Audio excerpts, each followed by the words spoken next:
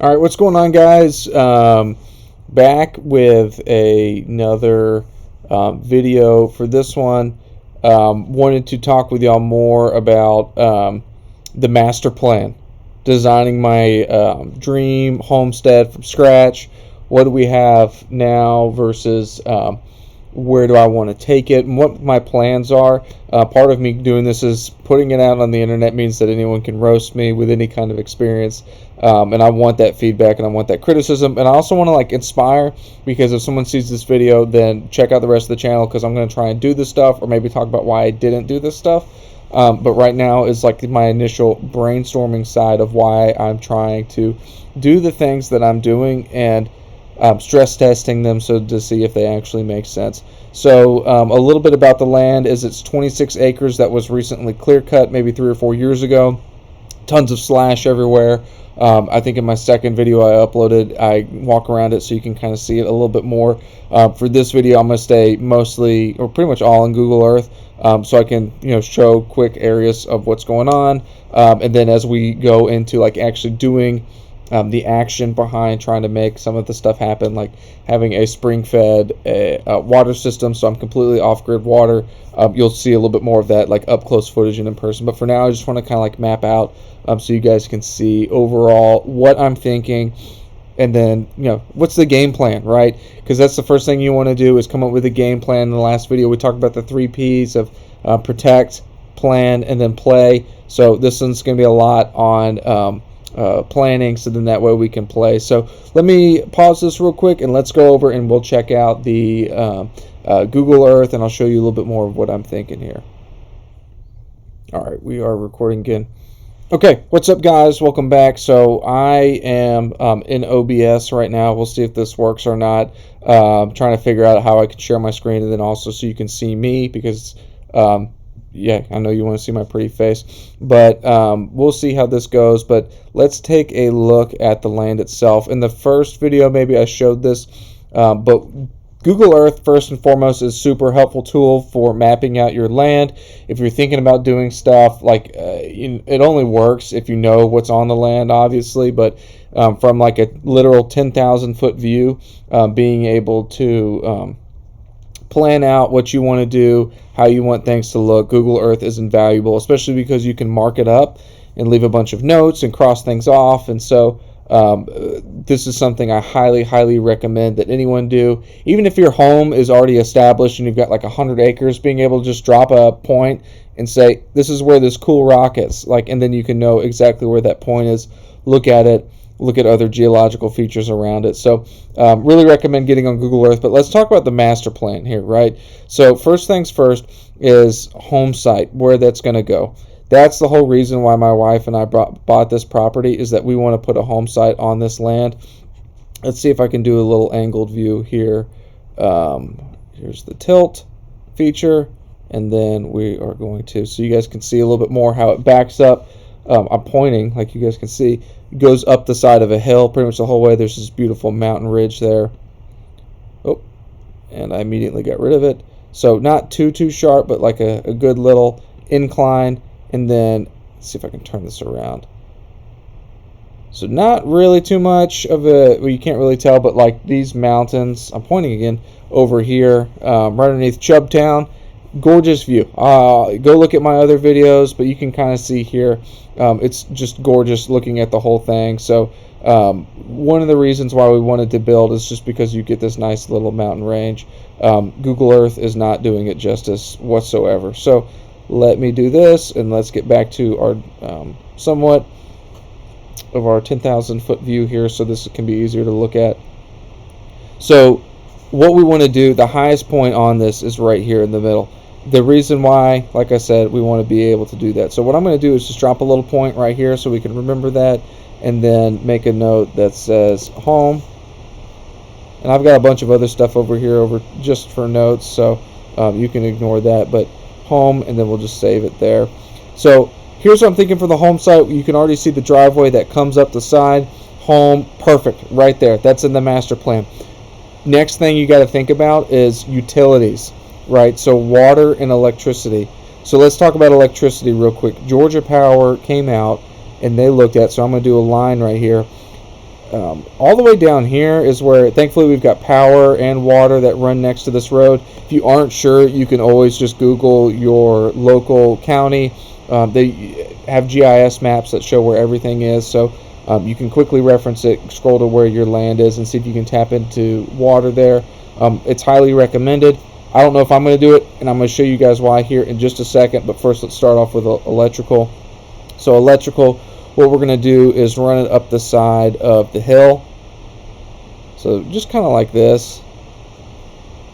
Whatever, I'm thinking over here is like where the transformer will go. So something along those lines is where the electrical, completely underground. And I did think about, because if you look around online, you'll see all these different things of advice. So this is about 1,100 feet of total distance. You'll see crazy quotes of like 50 grand to like 2 grand, and it truly just goes down to whatever your utility company is. So just call them, they'll come out for free, tell you how much it costs. It was really no problem for me to do it. And so for us, what I was thinking about doing, because I had seen that online that you could save money if you go above ground telephone poles, but I don't want to do it the whole way up because it blocks the view, right? And so I tried to ask the guy about going like 50% of the way up, then burying it down here.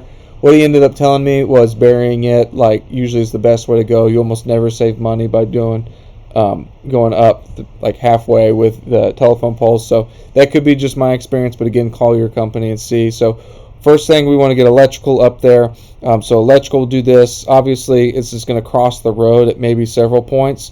So in the back of my mind, I'm already thinking like we're not going to gravel this until this is done, just so it's easier to run a trencher, things of that sort up the side. So I'm just going to save this and just put electrical so you guys can see that. All right, and then next, like I was saying, let's talk about water real quick. So water's down here for my county. It's a $2,000 tap fee, and then from there it can be on you to whatever you want to do. So if you want to, again, dig a trench, run it up the side of the hill, you can figure out that cost and how much that costs, and then that's on you to figure out or on you to do. Or if you want to have a plumber do it, then you have to factor in labor for doing that. So that's something to keep in mind. But what I'm going to try and do, so be on the lookout for a video, is I've discovered back in here is a big old spring. So it's water comes all the way down, follows this tree line. It's a ton of water. So my wife and I went down there, and there's a test you can do where you take any kind of empty container. It can be like a gallon of water, milk, whatever, a pint, whatever you do. Stick it down in there and see how fast like the water flows into it and fills it up, and then run a timer. And so if it takes a minute for the gallon to fill up completely, then you know that you have a gallon per minute of water coming in. And then you can start to use those estimates for like, all right, if I get a gallon per minute, then every 60 minutes I get 60 gallons of water, right? So you can start extrapolating this out and then figuring out what your water needs might be for your house. And so if a shower runs for 2 gallons per minute and you take a 10-minute shower, then that comes out to 20 gallons for 10 minutes. And so then like how much of a container do you need? How quickly can that get replenished? All that stuff. I'll go more into detail later, but that's some stuff you can start working through your head. But what I'm going to try and do here, and let me know what you guys think about this, is I'm going to tap the spring, and then I'm just going to run it up the side of the hill. I'm just going to make some marks here. Great thing about this tool is you can just do whatever the heck you want. And so then that's what it would be to the home site, so just call it 650 feet. But what I'm thinking about doing too is it's literally free water.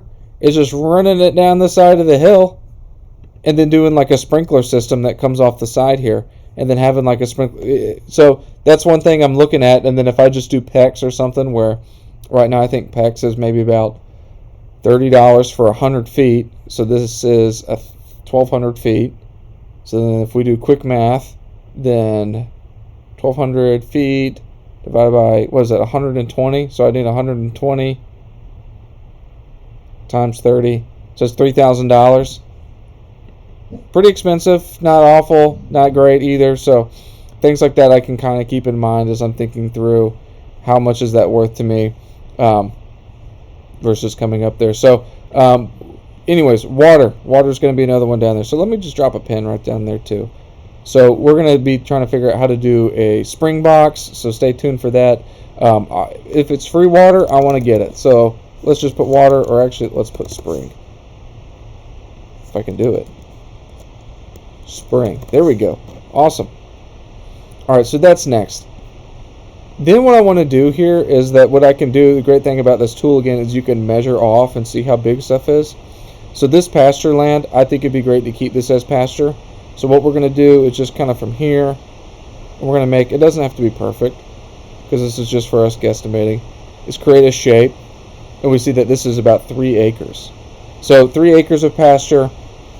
Now what I'm thinking I'm going to do is I'm going to clear this all out. It's all timber slash, as you can see in this photo, as you can see in some other videos, but what I want to try and do here is maybe plant some hardwoods sporadically along, just to kind of mix up the terrain, but really turn this into beautiful, like, fescue, I don't know, some kind of pasture. I haven't figured it out yet. I don't know if I'm going to do goats or something in the meantime, but I think turning this into pasture, and then I'm going to let some of this other stuff kind of grow up around it, just so then that way it adds more of a buffer between me and my neighbors. And then back in here, I guess I'll turn this into pasture too, and then wildflowers, it kind of dips down into a bowl, which you can kind of see from there. But it dips down into a bowl, and so that's it'll be like a pretty way, I think, to kind of like break up what's going on behind the house with some like wildflowers, and then maybe like some shooting targets, things of that sort for me, just to kind of practice doing all that dude stuff at. So pasture there, that's the game plan as it stands. Up here where the entrance is, what I'm thinking about doing is keeping this clear. I like having the idea of where this is already buffered by a little bit of a creek. There's a big hill right here. You can get a better look at this in the other video where I kind of start down in here. But keeping this clear and almost having this as like a loading, unloading zone. Just crap. Maybe there's a shed down here at some point. Boats, trailers, things of that sort. The only thing that worries me is having it in the front. You never know who's going to come get it. You know, especially if I'm all the way back and tucked in here. So, I don't know. But I like the idea of keeping this clear for now, and I can always just let it grow up and do whatever I want to do. So home, and then maybe we'll do what we're thinking about long term too is maybe some sort of like second house down here. Maybe we can rent it out. Maybe at some point we'll have families stay in it, things of that sort. But for right now, the priorities are getting all this cleared out and usable so we can start to enjoy the land. I think in the meantime, what my wife and I are going to do is come up here and put down a pergola of sorts. Pergola, use that roof roughly like a lean-to, and that way we can have people up. We can have like an enclosed space that's gives you a little bit of shelter from the exposure that you have on the side of the mountain, some shade, do fires, campouts, things of that sort. Just to, you know, something to kind of break it up, get out of the weather, a landing pad up there, and then we'll kind of start working on fixing the road, because you can see even from this, it's just rutted out. It doesn't look good. You can also see it better in another video. So that is in a nutshell. I know this was kind of a long video, but what my plans are for the property overall. Maybe you found this interesting, maybe you didn't. Right now I'm trying to keep it broad. There's a lot of different uses I want to do with hunting and stuff, so I don't know. Like it feels like it's the oyster, or the world's my oyster, which has been a pretty cool feeling. But let me know what you guys think. Is there anything that I'm missing here that would make more sense for me to do? Make less sense? Maybe it's a stupid idea to tap the spring and just instead tap into county water. No sewer, so we're going to have to go septic. But things of that sort. I'm curious to hear from experts out there, because I certainly don't know everything. But let me know down in the comments what you guys think. But this is the master plan, so stay tuned, and we'll keep the series going so you can see what we've got to do next coming up with the land as we get ready to break ground with an entrance, and then, you know, start enjoying it more. So thank you guys for sticking around. If you did all the way through, subscribe if you want to keep up with it, and I'll catch you guys later.